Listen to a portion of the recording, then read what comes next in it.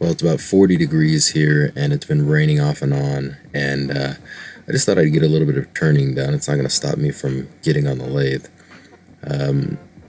This bowl is kind of interesting. Usually turns one of two ways. It's either really hard and really difficult to turn, or it's a little bit softer and it's really, really wonderful to turn. In this case, it was a little bit harder because I've got the knot that I've got to contend with. But the color in this looks really good, and the grain looks really good in this too.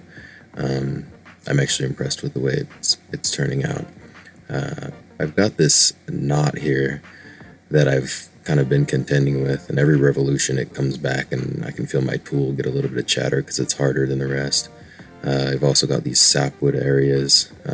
I'll probably end up turning those away in the final shape, but obviously I can't get rid of all the bark. I've almost gone all the way through the bowl. I'm probably about a half-inch where that bark is, but it was necessary to get the shape. I'm not sure exactly what the final shape will be on this bowl. Probably something really, really similar to what I've already got here. You can see there's some spalting and a couple little cracks here, and hopefully that won't give me a problem toward the end when I'm final shaping this bowl. But basically I'm just going to pack this away in shavings, let it sit for 6 to 8 months, and then I'll come back to it and do a final turning, and I'll make a video of that for you guys too. So until the next video, you guys have a good one.